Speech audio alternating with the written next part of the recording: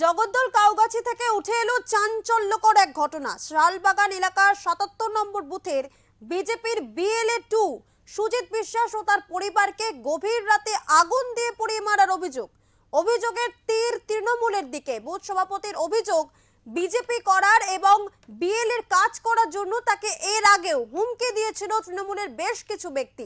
তবে এবার প্রাণে মারার চেষ্টায় আতঙ্কিত গোটা বিশ্বাস পরিবার। পাশাপাশি এই ঘটনার সঙ্গে তৃণমূলের কোনো যোগ নেই এমনটাই দাবি জগদ্দলের বিধায়ক সোমনাথ সেনের।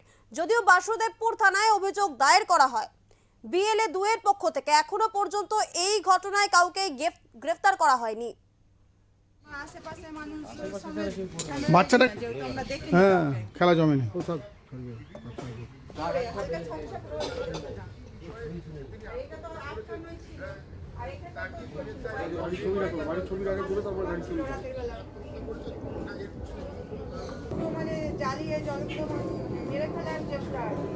দুটো বাজে গাড়িতে আগুন ধরিয়ে দিয়ে চলে গেছে। ঠিক আছে, চারিদিকে সব পেট্রোল ছিটিয়ে দিয়েছে, বাড়ির চারিদিকে পেট্রোল ছিটিয়ে গাড়িতে আগুন লাগিয়েছে, ঘরে আগুন ধরিয়ে দিয়েছিল ওই কোনায়।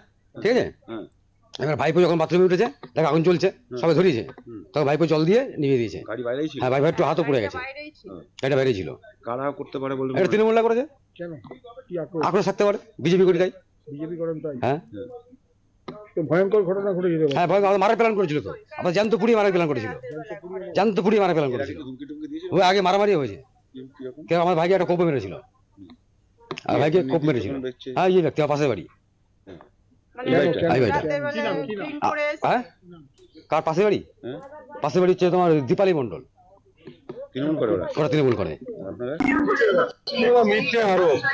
কারোর বাড়িতে শীতকালে আগুন অনেক রকম কারণে লেগে যেতে পারে। এই কয়েকদিন আগে বালাজি মন্দিরে যেটা লেবার কোয়ার্টার ছিল, সেই লেবার কোয়ার্টারে বিশালভাবে আগুন লেগেছে। সেটা পরে ডিটেক্ট করা যায়, রান্নাঘর থেকে সে আগুন লেগেছে। শীতকালে অনেকে আগুন তাপায়, অনেকে অনেক রকম ভাবে সেগুলোকে ইউজ করে। তাতে কার কোথায় কি পুড়ে গেছে। বিএলএ 2 বাড়িতে আগুন লাগানো কেন হয়? বিএলএ 2 বাড়িতে আগুন লাগানোর কোনো প্রশ্নই ওঠে না। বিএলএ বাড়িতে এ তো একটা মজবুজ কথাবার্তা, মিথ্যে আরোপ। আমাদের তরফ থেকে এরকম ধরনের কিছু হয়নি। এত সুন্দরভাবে এসআইআর করেছি আমরা, তো কোথাও কোনো গন্ডগোল বা কোনো কিছুই হয়নি।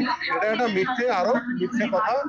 বিজেপি মানেই হচ্ছে মিথ্যে কথার একটা আরোপ লাগিয়ে দেওয়ার চেষ্টা করছে। আমি এটাকে পুরোপুরি ভাবে